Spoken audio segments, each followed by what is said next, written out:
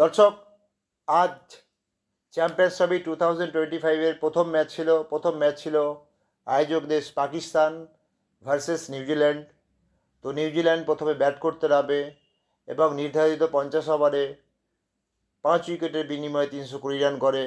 প্রথমে নিউজিল্যান্ডের অবস্থা ভালো ছিল না, 100 রানের মধ্যে 3 উইকেট হারিয়ে যায়।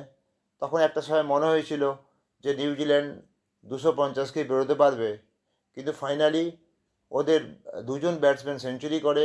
আমি বিপস করে যখন যাব তখন ডিটেলসে আলোচনা করব।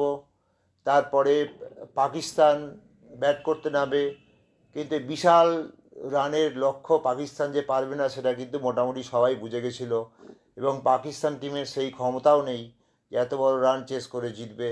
তো ফাইনালি পাকিস্তান 260-এ অল আউট হয়ে যায় 47 ওভারে, এবং নিউজিল্যান্ড প্রথম ম্যাচ 60 রানে জিতে নেয়। এবার আমরা বিপস করে একটু আসি। প্রথমে নিউজিল্যান্ড ব্যাট করতে নেমে উইল ইয়াং সেঞ্চুরি করে, 107 রান করে 113 বলে। টম লাথাম 104 বলে 118 রান করে, এবং গ্লিন ফিলিপস 39 বলে 61 করে, ধামাদার বাল্লিবাজি করে। সেখানে পাকিস্তানি বোলাররা কেউই সুবিধা করতে পারেনি।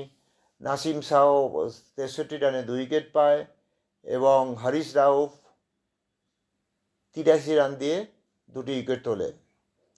এবার পাকিস্তানের স্কোরে আসবো। পাকিস্তান প্রথমেই খুব অল্প রানের মধ্যে একটা উইকেট হারিয়ে ফেলে। তারপরে পাকিস্তান নিয়মিত উইকেট দিতে থাকে। একমাত্র বাবর আজম স্লো চেষ্টা করেছিল, 90 বলে 64 রান করে। সালমান আগা একটু চেষ্টা করেছিল, 28 বলে 42 রান করে। এবং ফাইনালি খুশদিল সাহা 49 বলে 69 রান করে। এবং নিউজিল্যান্ডের পক্ষে রুরকি টোক 3 উইকেট নেয় 47 রানে, এবং মিচেল 66 রানে 3 উইকেট নেয়। এই ছিল আজকের খেলার রেজাল্ট। পাকিস্তানকে এখন সেমিফাইনালে যেতে গেলে ইন্ডিয়া এবং বাংলাদেশ দুজনকে হারাতে হবে, যেটা পাকিস্তানের পক্ষে ভীষণ কঠিন, কারণ ইন্ডিয়া সব থেকে টাফেস্ট টিম। তো দেখা যাক কী হয়।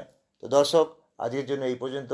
যদি ভিডিওটা ভালো লাগে তাহলে একটা লাইক দেবেন, আর আমার চ্যানেলে যদি প্রথম হয়ে থাকেন তাহলে চ্যানেলটি সাবস্ক্রাইব করে পাশে থাকা বেল আইকনটা ক্লিক করে অলে ক্লিক করবেন। জয় হিন্দ, বন্দে মাতারম।